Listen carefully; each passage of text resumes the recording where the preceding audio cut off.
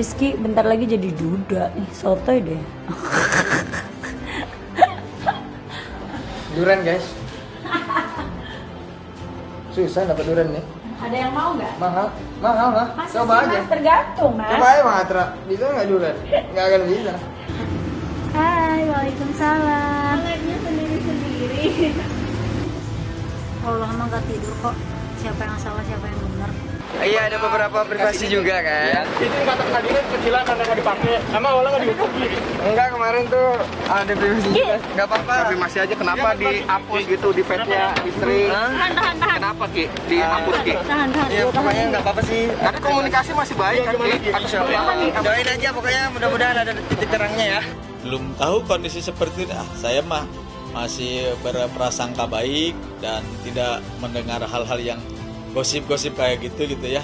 Intinya mendoakan anak saya Nadia supaya jadi keluarga sakinah mawadah warahmah gitu ya. Aiki di Jakarta, Teh Nadia di sini memang udah dari awal komitmennya seperti itu gitu ya, untuk menyelesaikan ya. Tapi ini kamu lagi mau ketemu Nadia di Bandung? Enggak, kalau ini lagi ada acara cuti aja. Untuk saat ini baik-baik aja sih, lagi bermusyawarah dengan baik.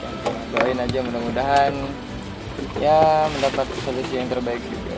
Sebelum pernikahan pun Iki udah tahu Nadia kuliahnya belum selesai ya, masih nyusun skripsi. Waktu itu dari pihak keluarga juga tolonglah kuliahnya diselesaikan dulu. Iki tolong didukung Nadianya. Karena itu masalah privasi ya. Privasi Nadia. Nggak mau ikut campur kita. Kan gitu ya di sini ya. Kita nggak mau ikut campur urusan rumah tangga Nadia dan Iki. Kita nggak mau ikut campur urusan rumah tangga Nadia dan Iki.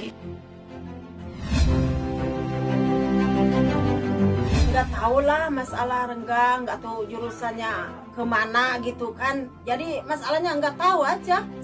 Sakitlah hati kenapa seumur jagung kok bisa banyak ujian gitu kan. Ujiannya. Jadi anak-anak masih mungkin pada masih muda umurnya belum bisa menghadapinya gitu. Ya ibu mah sedih lah kenapa gitu. Kenapa atuh dia nikah dulu kalau emang mau begini gitu. Ibu mah nggak merasa, bukan mau menghancurkan rumah tangga anak, demi Allah nggak ke situ. Bagi ibu mah nggak, cuma ya alhamdulillah, cuma sakit hatinya ibu bisa gini, sakit hatinya kenapa pernikahan ibu nggak diundang, itu aja. Ada apa, kenapa, udah. Nadia juga Kiki, tolong masalah ini jujurlah, jangan sampai bungkem gitu. Bungkem ada apa di balik rahasia ini, gitu aja. Jangan sampai ini bungkem, itu bungkem, jadi nggak mau berbicara. Itu kan jadi maksudnya nggak bakalan ada selesai kalau begini mah. Ketika dia ditanya pun dia spontan menjawab bahwa dia tidak pergi ke Bandung itu tidak untuk mengunjungi Nadia. Mbak Nadianya. Jadi itu respon yang sangat respon. Jadi benar bahwa dia memang ke sana itu memang nggak tujuannya ke sana, dan dijelaskan dia mau ada acara kira-kira itu. Oh ini kenapa mau nikah dengan apa jodohnya? Dia sambil menggarukkan tangan ke hidung, daerah sekitar hidung sini. Nah ini biasanya yang dilakukan, umumnya yang dilakukan sama banyak pola yang dilakukan sama orang di sana ketika dia belum mau menceritakan apa yang sebenarnya, atau dia berusaha menutupi sesuatu. Ya, luar biasa ya. Ini pengalaman pertama saya bisa tampil dalam panggung yang besar, acara yang luar biasa, yaitu ulang tahun SCTV yang ke-30, di mana ya ini saya merasa sangat bangga sekali ya bisa satu panggung gitu dengan bintang-bintang dan bintang tamu yang sangat-sangat luar biasa pastinya. Dan ini suatu pengalaman yang luar biasa. Terima kasih buat SCTV yang udah mengundang kita buat hadir sebagai bintang tamu pada hari ini, hari yang spesial ini. Lebih ke ya deg-degan karena hawanya yang bikin deg-degan, lampunya dimatiin, terus pertanyaannya tuh bener-bener kayak ngejebak banget. Iya ya nggak sih? Karena emang mereka sangat berpengalaman sekali di Dewas ya, jadi udah biasa gitu. Jadi biasa bikin orang Tapi tek-otek. tadi mati lampu kakak hampir keceplosan tau. Seperti mati lampu ya sayang. Masih pakai situ. Satu otaknya satu otak. Ya sesuai dengan apa yang dia rasain sih, karena kan itu kan untuk seumur hidup gitu-gitulah. Jawabnya ya belum ya harus meyakinkan dulu pasti itu. Atau kalau ta'aruf mah nggak ketemu dulu, sekarang kan udah ketemu. Sudah Tuhan tuh udah menggariskan itu, udah kita dipertemukan. Tapi doain aja yang terbaik. Kalau kecapean memang dia suka gitu, cuma kadang-kadang saya kalau misalnya dia nggak ngeluh nggak apa, kadang nggak tahu karena kan dia kalau memang dia ada ketemu temennya atau segala macam, kalau gitu tuh nggak kelihatan sakit, ya bercanda aja terus gitu. Sama ya kecapean sih, kecapean itu faktor yang utama sih menurut saya, karena aktivitas padat ditambah makan nggak teratur itu yang menyebabkan pasti drop gitu. Ya udah kita berkabar, saya kan nanya kabarnya juga dan kemarin sempat jenguk juga sih, sempat jenguk. Dan alhamdulillah kondisi udah mulai membaik dan tapi masih harus dirawat. Dan saya cuma mampir cuma sebentar gitu kan, karena kan emang cuma satu orang kan yang boleh nemenin. Ya udah gantian gitu. Oh di depan kamera gitu emang malu, jadi kadang kalau depan kamera tuh kayak ya gitu aja. Padahal kalau misalnya kalau enggak mau ya biasa aja gitu kayak ya pokoknya apa yang ada di video dengan yang kayak yang di real gitu ya emang ya maksudnya emang kenyataannya kayak gitu, maksudnya nggak ada yang dilebihin, nggak ada yang dikurangin, emang kayak gitu. Jadi mungkin kalau misalnya di video dia kayak mungkin kayak kelihatannya masih dijarin atau apa ya kan, mungkin malu kan.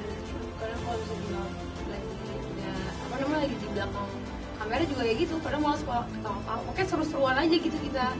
Yang kerja kadang kalau lagi free aku nemenin ikut kerja, cuma kan memang kita kan nggak selalu semua di video, jadi mungkin orang kan nggak tahu kan. Sebenarnya kalau nemenin kerja aku temenin, karena nemenin dia syuting, karena nemenin dia collab gitu.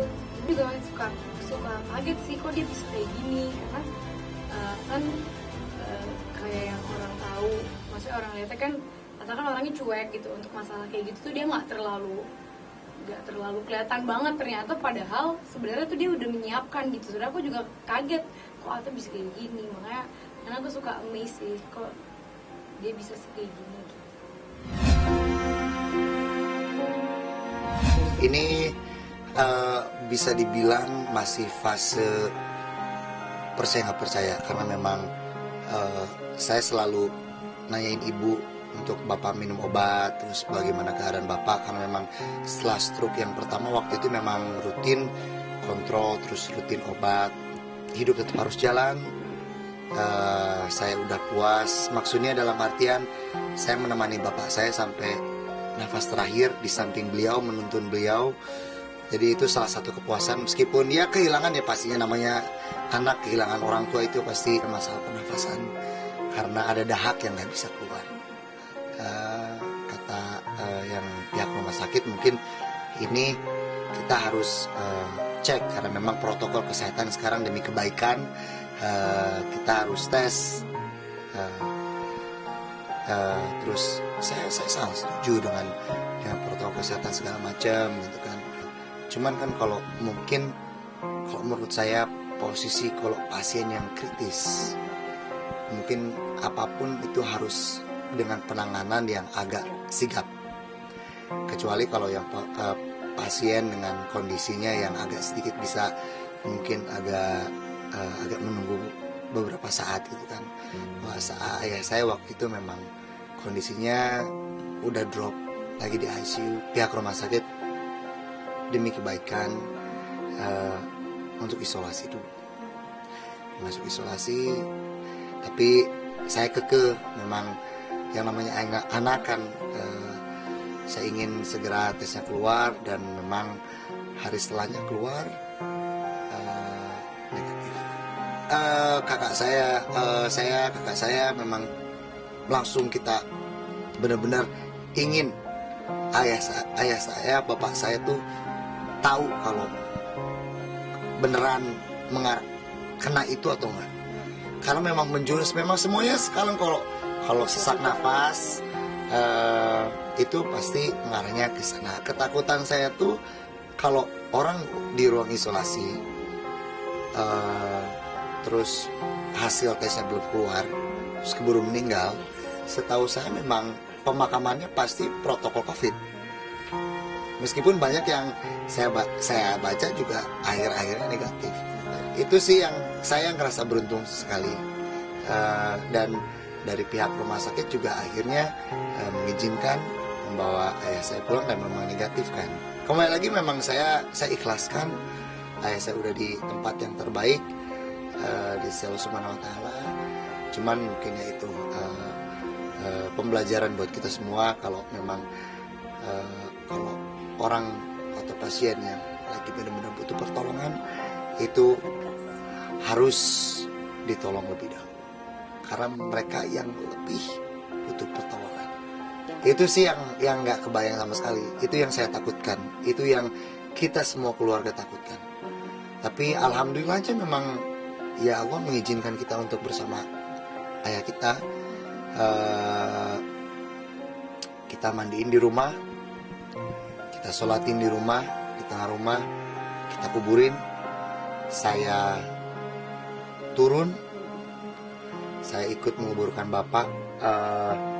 Jadi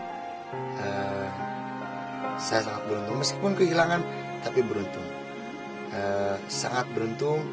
Dan saya juga mau ngucapin terima kasih buat tim rumah sakit yang udah memberikan yang terbaik yang diberikan kepada ayah saya.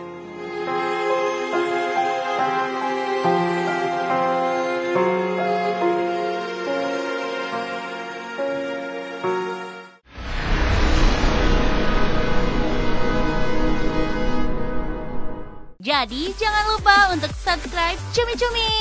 Ditekan ya tombol lonceng merahnya.